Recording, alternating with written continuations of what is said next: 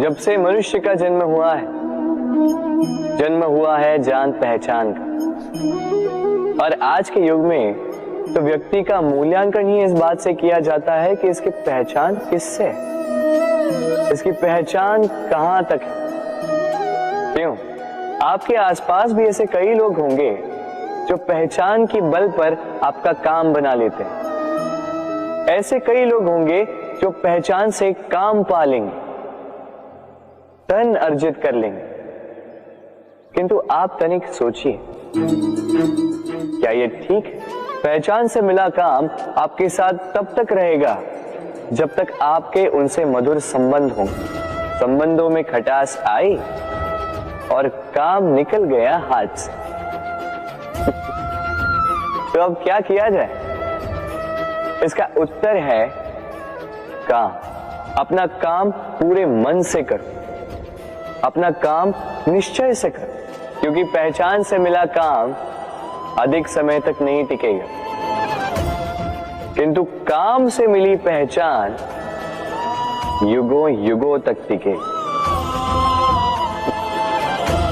राधे राधे। हम मनुष्य साथ रहते हैं, आनंद पीड़ा मिलजुल कर बांटते हैं, समय पड़ने पर सहायता देते हैं, सहायता लेते भी हैं। किंतु क्या सदा सहायता लेना उचित है? अब आप में से कुछ कहेंगे बिल्कुल उचित है, इसमें बुरा ही क्या है? मनुष्य ही तो मनुष्य के काम आएगा। बिल्कुल उचित कहा आपने। किंतु सदा के लिए सहायता लेना उचित नहीं है। कारण, यदि बात बात पर सहायता लेने का अभ्यास हो गया तो आप स्वयं दुर्बल होते जाएंगे। स्वयं का एक मार्ग बनाना छोड़ आप बात बात पर दूसरों से सहायता मांगो। दूसरी बात, सहायता के साथ जुड़ा आता है उपकार का भार। तो जिससे सहायता ली है उसके समक्ष झुककर रहना होगा।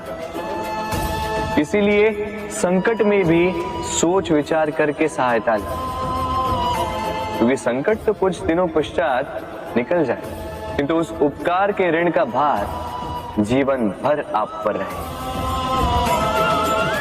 राधे राधे। लोग सदैव मुझसे ये प्रश्न करते रहते हैं कि मित्रता का मतलब क्या है, इस प्रेम का मतलब क्या है? और मैं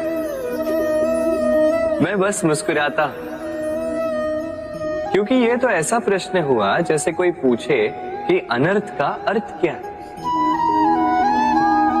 अब जब अनर्थ हो ही गया तो उसका अर्थ क्या? उसी प्रकार वो मित्रता क्या जिसमें आपका कोई मतलब, वो प्रेम क्या जिसमें आपका कोई स्वार्थ।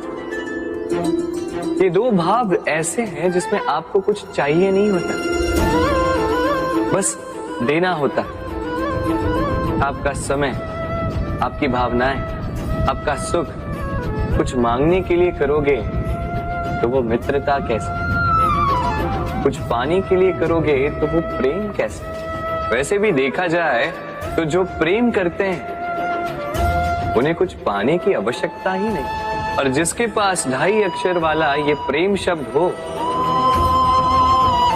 उसके पास तो इस संसार का सबसे बड़ा कोश। तो आप इस कोश को बढ़ाइए और मेरे साथ कहिए राधे राधे। हमारे पास अक्सर बहुत लोग आते हैं, कुछ को हम समय देते, कुछ का हम तिरस्कार करते, किंतु तिरस्कार कभी नहीं करना चाहिए। किसी व्यक्ति के आपके पास आने के 3 मुख्य कारण होते हैं: भाव, अभाव और प्रभाव। यदि कोई आपके पास प्रेम भाव से आए तो उसे प्रेम दे, सम्मान दे। यदि कोई आपके पास अभाव में आए तो उसकी आवश्यकता समझे और जितना हो सके स्वयं से उसकी सहायता करें। और यदि कोई आपके पास प्रभाव के कारण आए तो भी उसे समुचित सम्मान दे। स्वयं को भाग्यशाली समझे कि कोई आपके प्रभाव में, किंतु तिरस्कार तिरस्कार कभी नहीं। तिरस्कार जन्म देता है कुंठा को, और कुंठा किसी को भी आपका शत्रु बना देती। इसीलिए मित्र बनाएं, आनंद लें और मेरे साथ कहें राधे राधे। हम अपने संबंधों के साथ जीते हैं, उत्सव मनाते हैं, खेलते हैं, खाते हैं, आनंद मनाते हैं, किंतु जब कोई प्रिय हमसे दूर चला जाता है, इस संसार से चला जाता है, तब हम दुर्बल हो जाते हैं, सदा दुखी रहते। क्या ये होना चाहिए? इस प्रकृति को देखिए, वृक्ष पत्तों के झड़ने से शोक नहीं मनाता, वो नए पत्तों के आने का स्वागत करता है।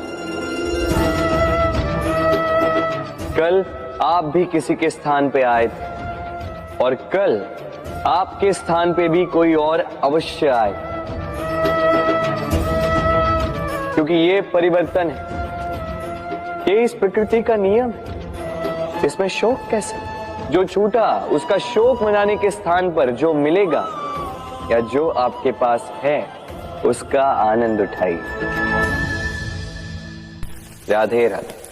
व्यक्ति किसी और वस्तु या भाव से परिचित हो ना हो, भय और भविष्य दोनों ही व्यक्ति के मन में सदैव रहते हैं, जिनका अस्तित्व व्यक्ति के अस्तित्व पे भारी रहता है। विचित्र है ना? वह वो है जिसे आप नहीं जानते, जो अनजान है, और इसी कारण आपको भय लगता है कि ना जाने क्या होगा। भविष्य वो है जो अब तक घटा ही नहीं, तो जो घटा ही नहीं उसके विषय में चिंता क्यों? आपके हाथ में है वर्तमान। वर्तमान के कर्म सत्य मन से कीजिए और सोचिए ये कि अपने कर्मों को और कितनी श्रेष्ठता से किया जा सकता है। इसलिए आप विश्वास कीजिए, यदि वर्तमान के कर्मों को आप सत्य मन से करोगे तो भय स्वयं ही निकल जाए और भविष्य का फल अवश्य ही मीठा होगा। इसलिए भय और भविष्य से डरना छोड़ दीजिए, इस वर्तमान को जी। हम सबको कभी न कभी तो क्रोध आता ही और आएगा भी। मनुष्य इन्हीं भावों से हम जुड़े, किंतु ये क्रोध क्यों आता है? कभी सोचा है आप?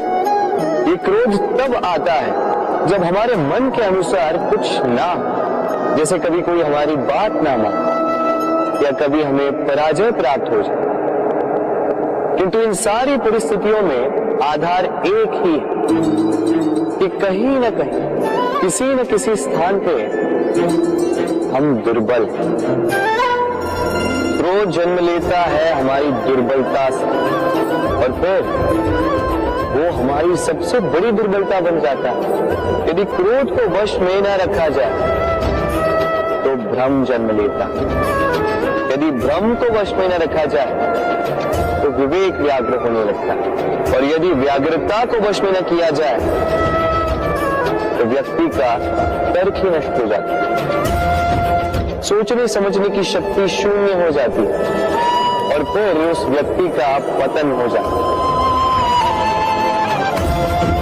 इसलिए अपने क्रोध पर वश रखें और अपने मन को शांत होने के लिए करें। राधे राधे।